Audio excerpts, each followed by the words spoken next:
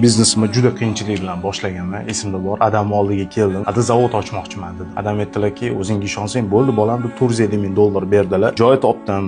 Uskunalarni Germaniyadan olib keldim, ammo 1 yildan keyin kasal bo'ldim. Juda qattiq depressiyaga tushib qoldim. Endi birinchi biznesim. Onam chetdan kuzatib turdilar-da, bolam dedilar, Shveysariyaga jo'natib yuboraman dedilar. Endi villamiz bor dedi. Ozgina dam olib, o'zimga kelib, kuch to'plab yana Toshkentga keldim. Mehmonxona biznesiga qiziqib yurardim, ammo qayerda boshlash uchun pul kerak. Bobom shuni eshitdilar-da, kelib turib, "Men borman-ku, bolam" dedilar-da, $2 million berdilar. Shu yilni o'zida mehmonxonani ko'tarib, o'sha odamlarni qabul qilishni boshladik. Ammo baxt uzoqqa cho'zilmadi. Qisqa tutashuv bo'ldi, mehmonxona yonib ketdi. Tadbirkorlik meni peshonamda emas ekan demay dedimda, Bali orollariga uchib ketdim. O'zim topish uchun, qidirish uchun orolda yotibman. Kechki payt soat 2 Telegramimga qo'ng'iroq bo'ldi. Olsam qaynatam. Bolam dedilar, "Katta avtosalon ochyapman Toshkentda, lekin uni faqat siz boshqarasiz, sizga ishonaman" dedilar.